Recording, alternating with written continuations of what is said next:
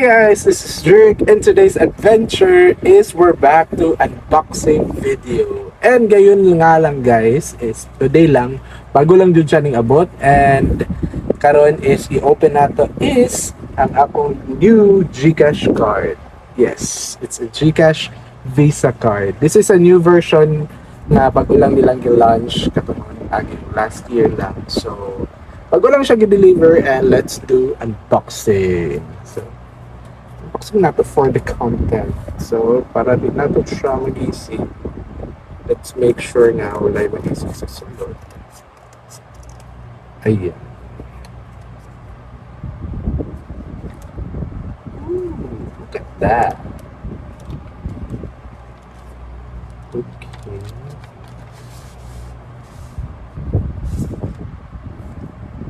Okay, here's my name and everything. Okay, hello, here's your new GCash card. Enjoy shopping with your GCash whenever you go. So, buksan natin. So, ito yung mga information about the new GCash VISA card. Hanapin na natin yung card natin. Whoa, look at that! So sleek. Ayan guys. Tanggalin muna natin. Whoa! Ito siya guys. Ito yung sa likod. Ayan siya. Ito yung sa likod. So it's a new style. Instead na ganito yung type ng card niya, pag ganito na siya patayo. Whoa! Ganda! It's a matte finish card. Then yung information pa rin is nasa likod. Meron akong Mastercard na type. Wait, kunin ko lang. Ito yung old GCash card ko guys. Ayan. Ayan siya. This is a Mastercard GCash card ATM. So matagal na to sa akin. Parang mag-expire siya ngayong taon. Hindi pa. Ngayong taon. By November. So nag-order ako ng bagong GCash card. Ayan, see the difference guys. So mas maganda siya. Para sa akin, mas maganda tong bago. Siyempre bago eh. So let's go ahead and check kung paano ba mag-order ng new GCash card. So if you have your GCash app guys, just open your GCash app, and then pagkatapos is go kayo sa cards, and then after cards, click order a card, and then after that is click nyo ulit send me a card, and then after that makikita nyo yung bagong look ng GCash. Ito yun, parang ganito yun. Then after that is mag-show din yung kung magkano yung babayaran nyo, which is 250 only, kasama na yung shipping fee niya guys. So yun na lahat yung babayaran nyo. And then after that, after you submit or go to the next page, is kailangan nyo lang i-fill up yung personal information nyo, like your name, address, ano pa ba, yung mga basic personal information na kailangan sa ATM. So after that is you need just to proceed, finalize everything, and then submit. And then you'll just need to wait for a few weeks. Parang last 2 weeks pa lang yata ako nag-order. So dumating agad siya. It was delivered by Ninja Van kanina lang. So yeah.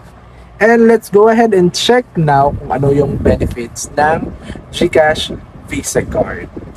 Is if you have lost or noticed any unauthorized transaction with your card, please lock your card and submit the ticket in our help center. So open your GCash app, look for the card's icon and tap it. Select the card that you want to lock and tap lock. So ito yung instruction if ever na lost yung card nyo, old ban or yung bago. And then after that is to protect your GCash card and account, never share your PIN with anyone. Keep your card with you and don't share your card details with anyone. Of course, basic na basic yan guys, para di tayo ma-scam at di mawala yung pera natin sa GCash. Next one is activate your card today and enjoy 30 days of free card protect insurance coverage. Unlock peace of mind with are exclusive benefits. So up to 20,000 reimbursement for an authorized transaction, free replacement for accidental damage, and card loss. Oh, so if ever na pagpa-activate na tong bagong Visa card natin is meron siyang 30 days free card protection insurance coverage. So, yun na nga, it's 20,000 reimbursement for an authorized transaction plus free replacement. Amazing! So, next, so get started with your GCash card. So, paano natin i-link yung GCash Visa card sa ating GCash app? So, open your GCash app, look for the card icon and tap it. Tap link my card and enter your virtual account number. So, kung saan kayo nag-order ng GCash card, doon pa rin, same pa rin yung page na. And you just need to click link my card. And then nominate your 6-digit card PIN. Your 6-digit card PIN is different from your 4-digit MPIN. Please protect and secure your card and MPIN. Kaya all with the card of all. Whoa! So, what's the advantage of the GCash Visa card, guys? Shop abroad with low foreign exchange rate on zero fees. Wow, that's amazing. Shop online and in-store. Seamless ATM withdrawals. Access to exciting promos.